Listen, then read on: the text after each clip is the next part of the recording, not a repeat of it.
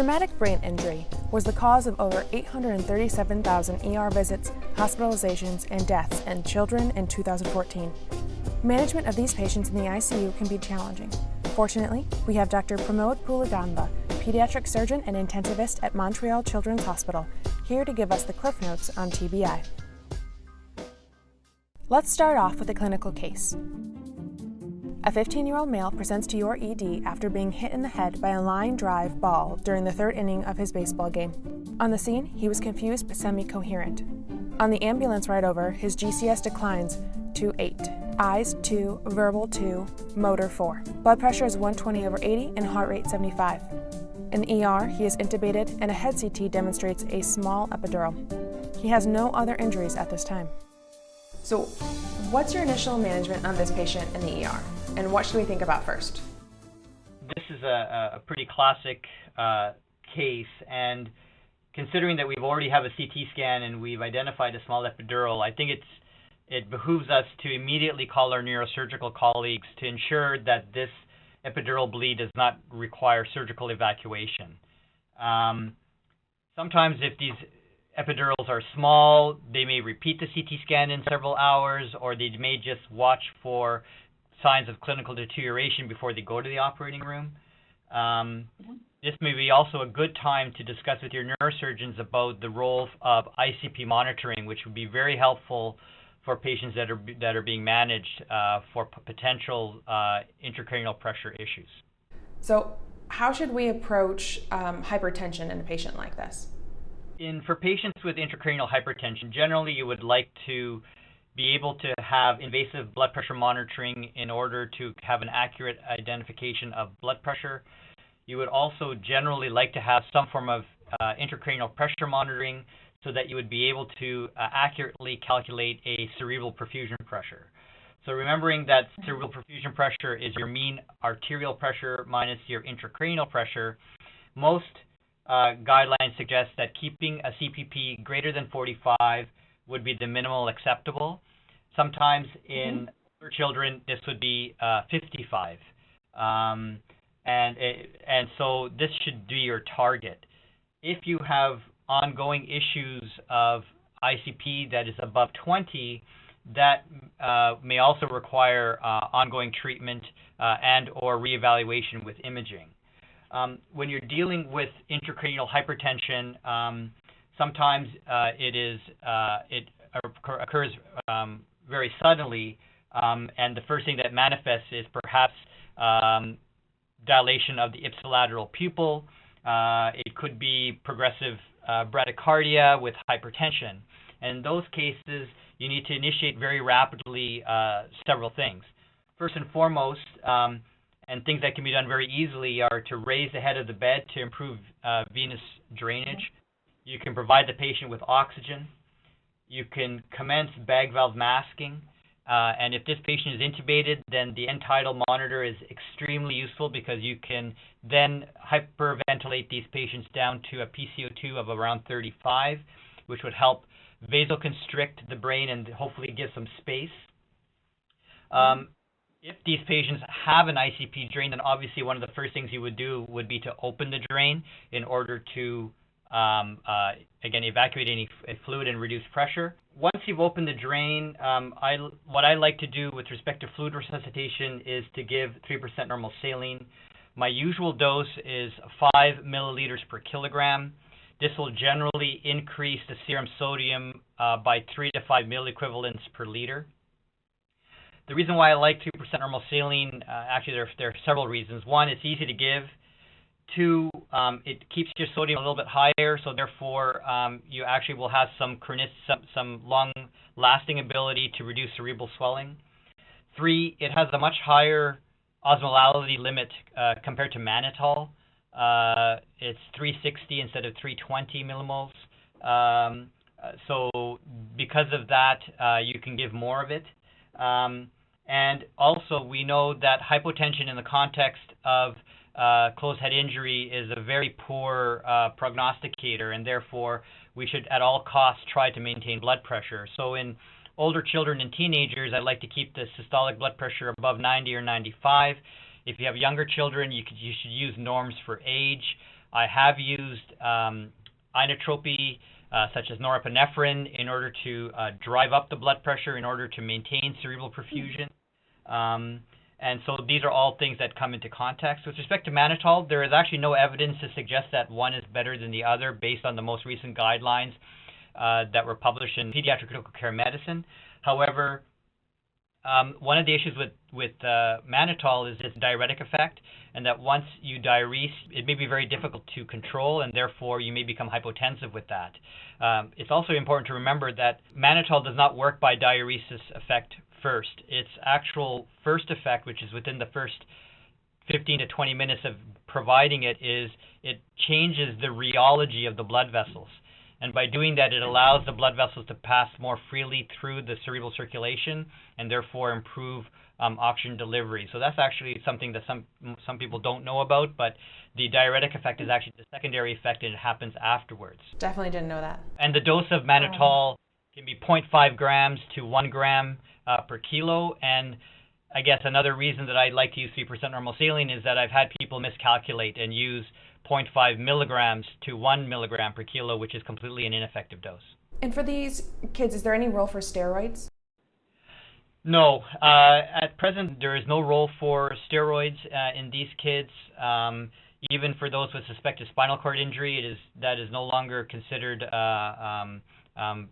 actually effective therapy, and it actually may cause detriment. So no, we do not routinely give steroids at all to these patients. Yes, what options are there for the neurosurgeon after conservative treatment of intracranial hypertension has failed? So I guess there are a few options to neurosurgeons. So certainly it could be simple evacuation. We do have patients where there isn't a true surgical lesion that can be decompressed, such as an epidural, where you're dealing more with the diffuse axonal injury, but very difficult to control intracranial pressure. And in those cases, there is emerging experience with the use of a decompressive craniectomy as a way to try to manage the very difficult to manage ICP situations.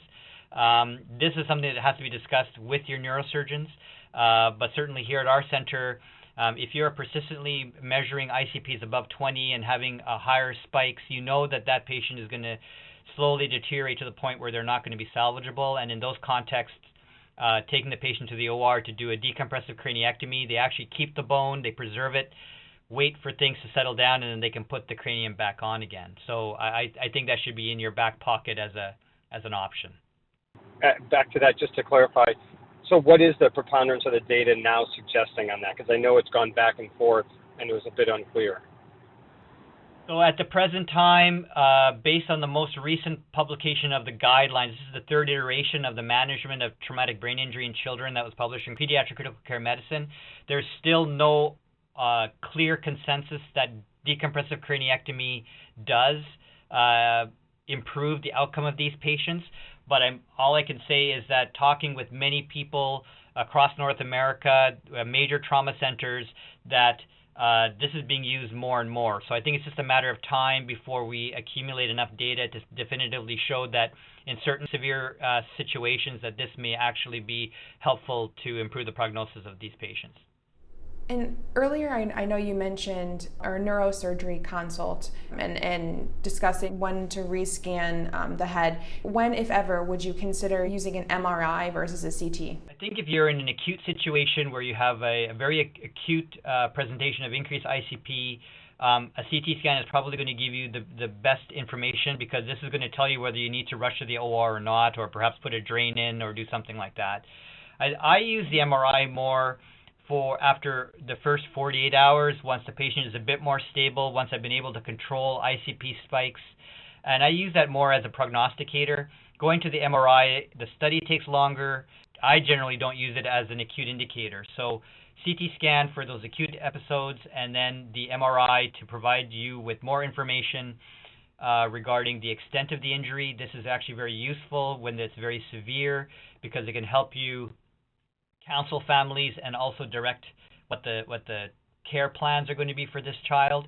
And then you can repeat the MRI usually in a week's time, and that will give you a true extent of what the injury is. And then you could have more meaningful discussions with respect to what the level of disability is going to be for that child. So MRI for guidance after you've basically stabilized them after like a couple days or so. Yeah, our neurologists like MRIs. Everyone loves MRIs. You get a lot of detail, but it's just not a good place to be when you have a critical patient, when you can do a CT in a matter of 5 minutes and then rush off to the OR as opposed to being in the MRI for 20, 30 minutes. So that's why I prefer the CT scan in acute situations. So just to continue our clinical case, our patient over the next few days is intermittently found posturing, hypertensive, tachycardic, tachypneic, hyperthermic. How do you first approach the management of sympathetic storming? Right. So sympathetic storming is thought to occur because there's an imbalance of the sympathetic and parasympathetic nervous systems as a result of the head injury. These patients exhibit, as our patient is exhibiting, autonomic dysfunction and evidence of some loss of cortical control. So if you don't treat the sympathetic storming, it can actually lead to secondary brain injury or potentiate ongoing injury. When patients hyperventilate, this leads to vasoconstriction. I mean, this is one of the treatments that we use to treat ICP, and that could lead to cerebral hypoxia and further cellular injury.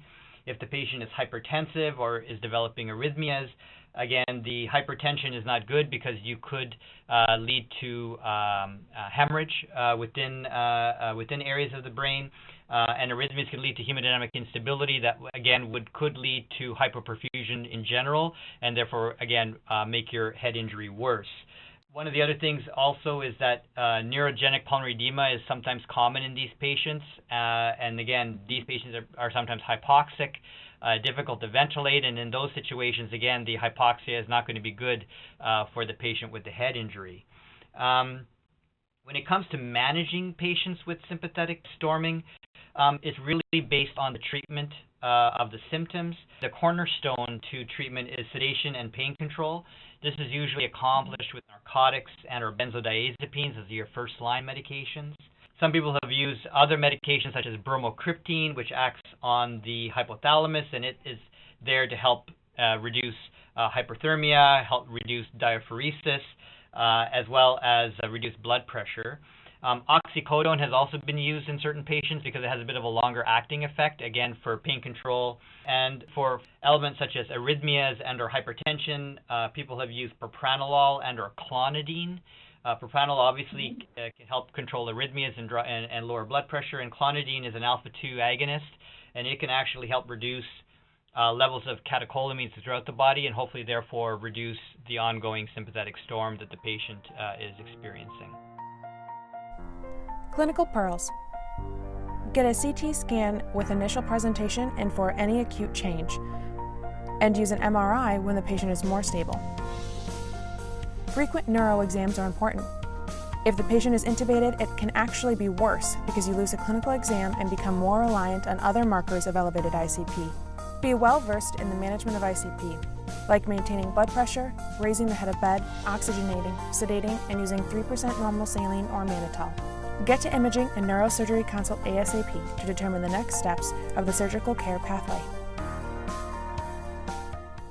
This chapter is created and edited by Todd Ponsky, Alex Kassar, Alex Gibbons, and myself, Ray Hankey. Remember, knowledge should be free.